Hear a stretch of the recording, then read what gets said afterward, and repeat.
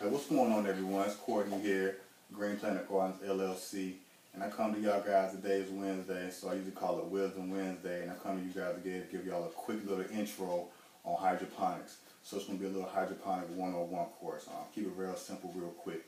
I pretty much describe hydroponics. To have a successful hydroponic grow, it's about 6 steps that you follow, and you'll be good every time. The first thing, though, let's jump into actually what hydroponic is. So a lot of people ask me, what's hydroponics? I tell them, the simplest form is growing plants without soil. That's all it is. It's just a water garden. Very simple. If you look at what soil or dirt provides for a plant, it's only 4 basic needs.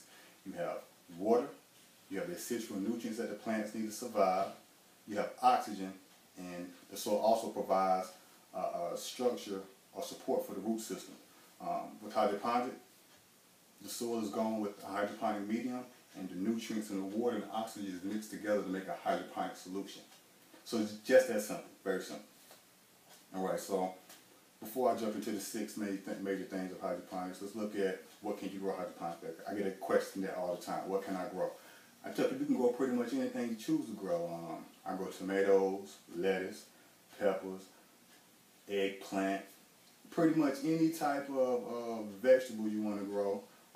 Also, as long as flowers, you have house plants, anything. I mean, really, anything you got the time and attention to take towards that particular plant, you can grow it. So there's really nothing you can't grow hydroponically. There's many different methods.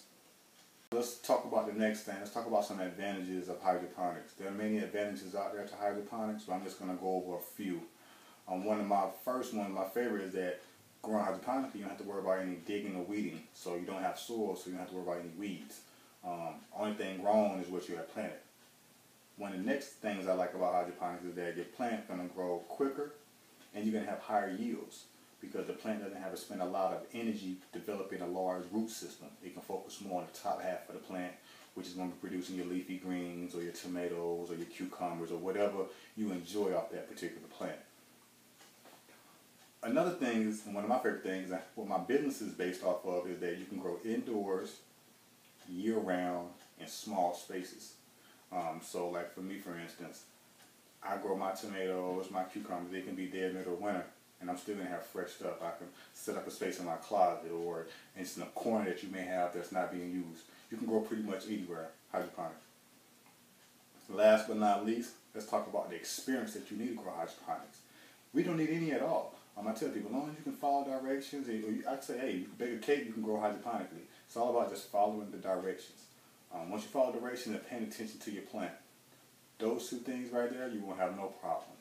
Alright guys, we just talked about some advantages of hydroponics. So now let's look at what makes hydroponics work. I broke it up into 6 basic things that you need to know about hydroponics to make sure you have a successful grow. And the first thing is hydroponic medium, which is this right here. Little clay pebbles, also known as hydrogen or hydrogen. The main purpose of this right here is just pretty much to support the root system of the plant. So your plant roots is going to grow down into this right here, and this right here is what's going to help your plant to be able to sit upright. I like these particular hydroponic medium right here because they're reusable. I can just wash them out, sterilize them, and reuse them again and again. There are many different types of hydroponic medium out there on the market. Majority of hydroponic medium does not have any type of nutrient or nutrient solution in it at all, so you're going to have to add it. Like I said, the main reason for this is just for the support structure of the roots to help the plants. That's all it is. If you're looking for more information on hydroponic medium, you can just Google hydroponic medium and it'll have a lot of stuff that pops up. Alright guys, so let's look at the next step, number 2, which is airflow. If you're growing outdoors, airflow is all around you, so it's really not important trying to increase the airflow or anything.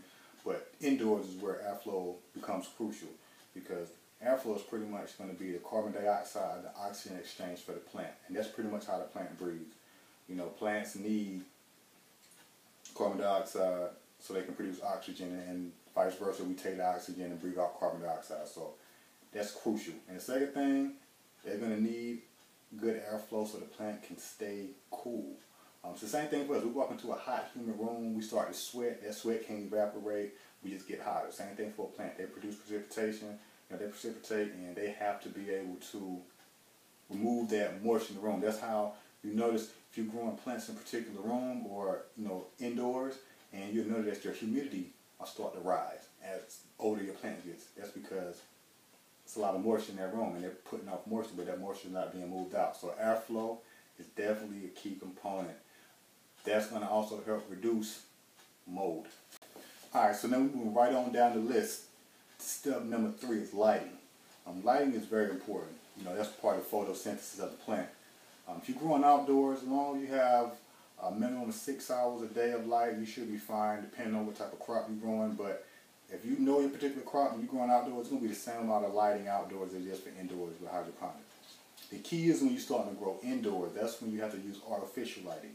There are many types of artificial lighting out there. I'm not going to go into detail about lighting because I can just do a whole video just on lighting. I'm just going to give y'all a quick rundown and some of my personal experience on lighting. So if you're growing indoors, there are basically 3 types of lighting out there. You have HID, which is high intensity discharge.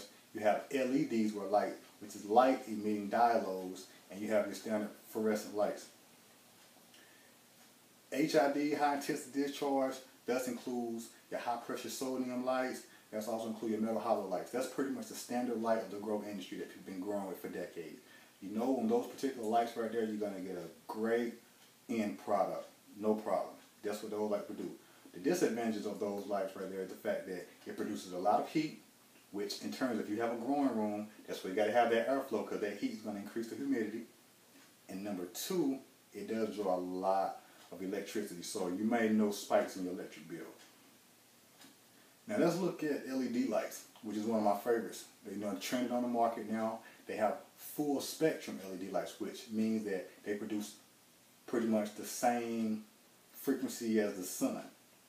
And those are lights that I've been using lately. You may see in some of my pictures and videos that I have those purple color lights. Those are LED lights. I've been doing a lot of experimenting with those lights, and I must say I've had great success off leafy greens and off all types of fruit and vegetables.